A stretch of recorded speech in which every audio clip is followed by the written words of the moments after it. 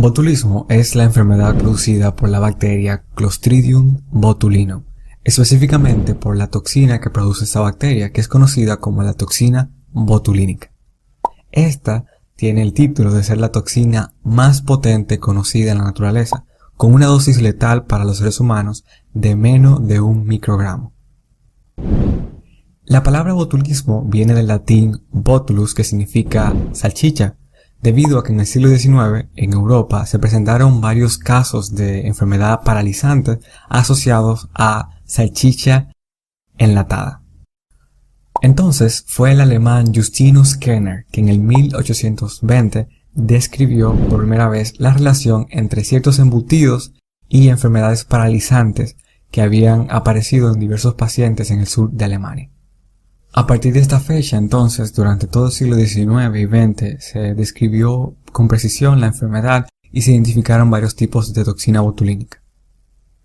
En la actualidad, la toxina botulínica, producida por la bacteria Clostridium botulinum, se asocia a intoxicación por alimentos y enfermedad en lactantes principalmente, pero también tiene aplicaciones para tratamiento de enfermedades espasmódicas y también últimamente en la cosmiatría, en lo que se conoce como la terapia Botox.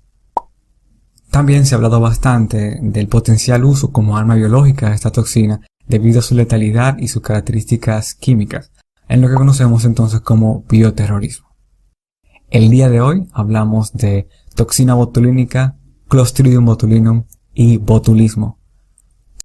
La bacteria Clostridium botulinum es un bacilo, es decir, que tiene forma de bastón. Esta es una bacteria gram positiva, por lo que en la tinción de gram se tiñe de color violeta o púrpura. Es una bacteria grande en comparación con otras bacterias y es anaerobia estricta, lo que quiere decir que esta bacteria para desarrollarse necesita estar en un ambiente donde no haya oxígeno, tanto así que el oxígeno es tóxico para esta bacteria y en presencia de oxígeno entonces entra en una etapa de resistencia, es decir, que forma esporas. Estas esporas se encuentran distribuidas por todo el mundo en el suelo y el sedimento marino y pueden resistir temperaturas de 100 grados Celsius o más a una atmósfera de presión. Esta bacteria principalmente es conocida porque produce la toxina botulínica y que es básicamente el componente más importante en la patogenia o en la enfermedad llamada botulismo. Hablemos un poco más de la toxina botulínica. Esta es una metaloproteinasa y es una neurotoxina que actúa en las uniones neuromusculares. Actúa bloqueando la liberación de acetilcolina, por lo tanto produce parálisis flácida.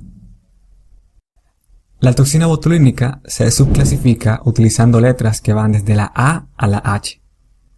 Las toxinas A, B, E, F y H se asocian principalmente a afección en los seres humanos, aunque también la G puede afectar a los seres humanos en condiciones especiales. La toxina C y D se asocian únicamente a afección a los animales. Las toxinas A, B son las que se usan para el tratamiento de enfermedades musculares como la torticolitis o también para la cosmetría en caso de Botox. Son las únicas dos que están aprobadas para uso terapéutico. Y de estas toxinas, la A es la conocida como la más potente de todas. La toxina botulínica es producida principalmente por la bacteria Clostridium botulinum, pero también otras bacterias del género Clostridium pueden producir la toxina, como por ejemplo Clostridium argentinense, Clostridium barati y Clostridium butyricum. De manera general, podemos decir que existen dos maneras mediante las cuales los seres humanos se intoxican con la toxina botulínica. La primera es a través de la ingestión o el contacto directo con la toxina botulínica o a través del contacto con las esporas. En el primer caso, los seres humanos se contaminan con alimentos como vegetales, hongos, pescados y enlatados.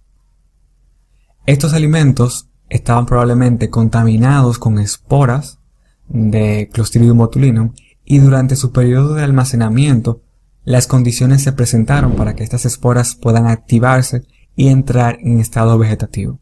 Entonces estas esporas producen la toxina botulínica y estos alimentos se contaminan con la toxina. Esta contaminación no altera el color, sabor u olor del alimento. Por lo tanto, cuando esa persona consume el alimento contaminado con la toxina botulínica, esta toxina atraviesa el aparato gastrointestinal porque resiste los ácidos del estómago y se absorbe finalmente en el duodeno y yeyuno.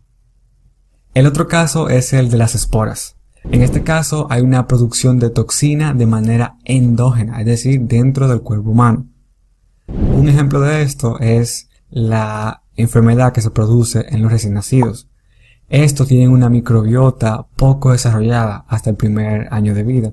Es decir, la flora intestinal, las bacterias que se encuentran en el aparato intestinal, está poco desarrollada. Entonces, como las esporas, cuando llegan al colon, no tienen otra competencia de otras bacterias, se pueden activar y producir pequeñas cantidades de toxina. El otro caso es cuando una persona presenta una herida en la piel y esta herida se contamina. En este caso, la herida presenta áreas de necrosis. Estas áreas presentan poco oxígeno, lo que facilita entonces la activación de las esporas y en ese lugar entonces se produce la toxina.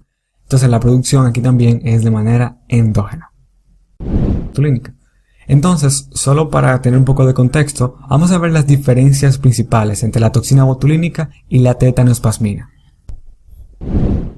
La diferencia principal es que la toxina botulínica es producida por Clostridium botulinum y la tetanoespasmina por Clostridium tetani. Ambas son metaloproteinasa, esa es la similitud, y ambas también inhiben el complejo SNER. Pero una diferencia muy importante es que la toxina botulínica inhibe neuronas activadoras y la tetanoespasmina actúa en neuronas inhibidoras. La toxina botulínica bloquea la liberación de acetilcolina, mientras que la tetanoespasmina bloquea la liberación de GABA y glicina. Por lo tanto, la toxina botulínica produce flacidez muscular y la tetanoespasmina produce rigidez muscular. Entonces, ya que tenemos claro las características de la bacteria y la toxina, ahora hablemos de la enfermedad y sus manifestaciones clínicas. Hablemos de botulismo.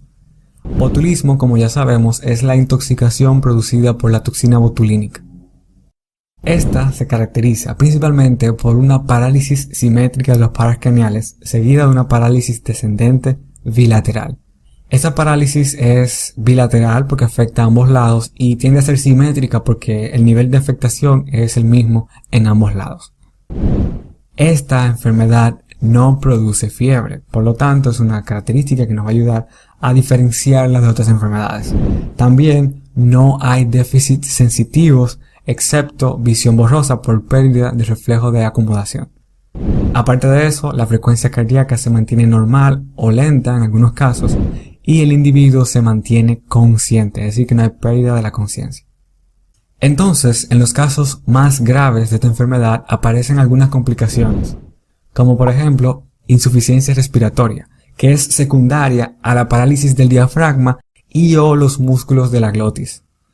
También pueden aparecer infecciones respiratorias y otras infecciones intrahospitalarias asociadas a este cuadro. A partir de aquí, y tomando la fuente, es decir, la forma en que la persona adquiere la toxina, el botulismo se subclasifica en tipos. Los principales son botulismo alimentario, botulismo del lactante, botulismo en las heridas y otros tipos o formas raras de botulismo. Comencemos hablando, por supuesto, de botulismo alimentario. El botulismo alimentario aparece de 12 a 36 horas después de la ingestión de la toxina botulínica directamente. Este inicialmente se caracteriza principalmente por náusea y sequedad de la boca y en ocasiones también puede haber diarrea. Después aparecen signos y síntomas asociados a los nervios craneales como visión borrosa, dilatación pupilar y nistagmo. Luego de esto aparece la parálisis simétrica que comienza en los músculos oculares, laringeos y respiratorios y que se difunde al tórax y las extremidades. Debido a que la intoxicación, la inhibición que hace la toxina botulínica sobre la terminal sináptica es permanente, el periodo de recuperación puede durar hasta 100 días porque se tienen que crear nuevas terminaciones sinápticas para básicamente recuperar la función motora que se perdió por la presencia de la toxina. Y los casos graves requieren ventilación mecánica. El botulismo alimentario se asocia en muchas ocasiones a pequeñas epidemias o brotes, porque si en una familia, por ejemplo, consumen todos un alimento contaminado, entonces es posible que todas esas personas presenten los signos y síntomas de la enfermedad y presenten la enfermedad. Aquí tenemos un paciente que padece botulismo. Hay una imagen A y una imagen B. En la imagen A podemos ver la ptosis palpebral, la caída de los párpados superiores, y también en la derecha podemos ver que tiene la pupila dilatada por la afectación que tienen los pares craneales tanto en la imagen A y en la imagen B. Ahora hablemos de la prevención. En la prevención hay que decir que no existe vacuna para botulismo y la prevención consiste en la cocción adecuada de los alimentos. Recuerden que la toxina botulínica es una toxina lábil y que en presencia de calor se desintegra y se pueden evitar las manifestaciones de la enfermedad. También se recomienda no consumir alimentos en mal aspecto. Finalmente, se recomienda no destapar y si se destapa no probar latas que tengan aspecto hinchado. No solamente latas, sino también envases plásticos de origen casero, debido a que en este caso es probable que esta comida estuvo contaminada con esporas y durante el almacenamiento esas esporas se convirtieron o pasaron a la etapa vegetativa de la bacteria. Y entonces, en la etapa vegetativa, estas esporas pueden producir la toxina y también, debido a su metabolismo, producen gases y por lo tanto las latas pueden adquirir esa apariencia de estar hinchada. Por lo tanto, una lata así no se debe tocar.